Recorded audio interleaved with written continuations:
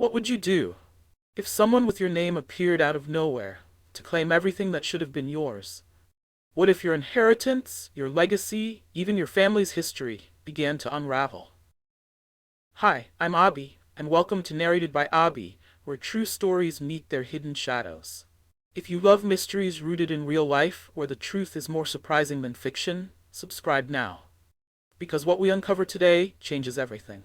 Vivienne Hartley had always believed her life to be a portrait of order, framed in gold, hung in the gallery of the elite. She was born into elegance, the Hartley family's only daughter, and raised with the expectation that her future would be as polished as her past.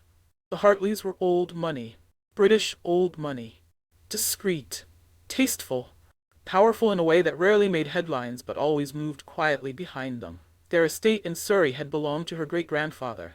Their art collection was consulted by museums. And Vivienne? She was the keeper of it all. No scandals, no surprises, just legacy. Until the letter arrived. It was ordinary at first glance. Cream paper, black type, a modest return address from a law firm in Devon. Vivienne assumed it was a request for a charitable bequest. She opened it over tea, and stopped reading halfway through the second paragraph. A man named Arthur Foe had passed away. He had left behind a sizable estate, and he had named Vivienne Hartley as his sole heir. She blinked. There was no mistake, surely. She had never heard of Arthur Foe, and she was already heir to far more than one distant cousin's country home. Her solicitor, Mr. Pennington, promised to look into it. He called back days later, voice uncharacteristically tense. "Miss Hartley," he said slowly, "the situation is unusual. Arthur Foe," he explained, "was not some fringe relation. He was once very much a Hartley, the black sheep.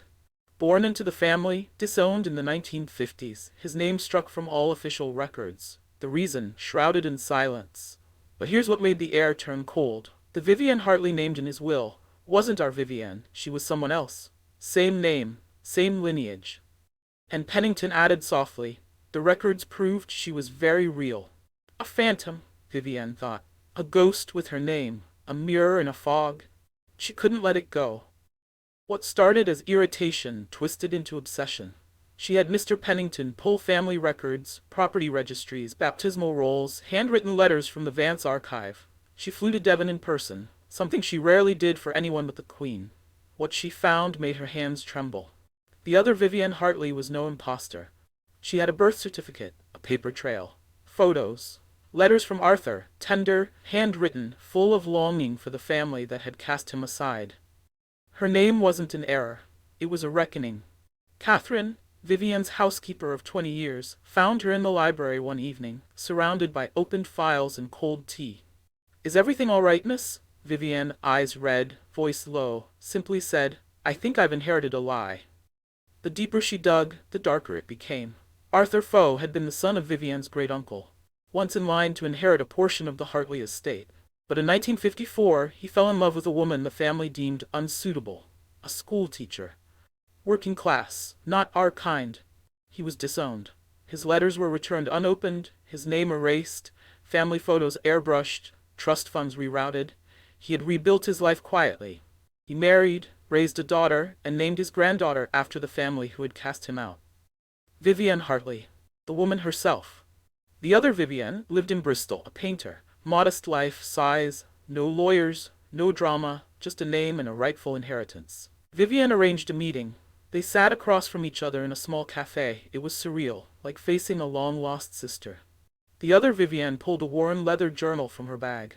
Arthur's. Inside, drawings, poems, letters he never sent. Pain woven with love.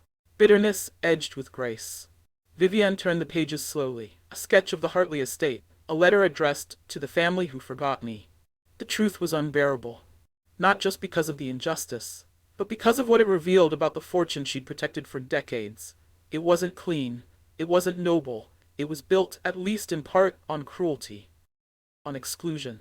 On pretending people didn't exist. The paintings on her walls, the heirlooms in her hands, they whispered differently now. Not pride, but penance. She had a choice. She could fight the claim. Legally she might win. But morally, that battle was lost before it began. So Vivienne did what no Hartley had done before her. She acknowledged the other Vivienne, publicly. Not just as a cousin, but as an heir. She offered not just Arthur Foe's modest estate, but a portion of the main family fortune. The press exploded. The old guard was scandalized, but Vivienne stood firm. She gave interviews, held exhibitions of Arthur's writings, established a foundation in his name for disinherited children. And the other Vivienne? She remained quiet, grateful, and whole. Vivienne Hartley, the first, was no longer just a guardian of wealth. She became a guardian of truth, of reconciliation. She still walked her estate, but she did so with different eyes, seeing shadows where there had once been only light, seeing faces in frames that had been empty far too long. If this story stayed with you even a little, then maybe you understand. Sometimes the ghost isn't here to haunt you. Sometimes it's here to free you. Subscribe to Narrated by Abby for more stories like this, stories of inheritance, identity, and the quiet courage to tell the truth. Like this video, share it with someone who's searching for their roots, and tell us in the comments what truths might be hiding in your family's past.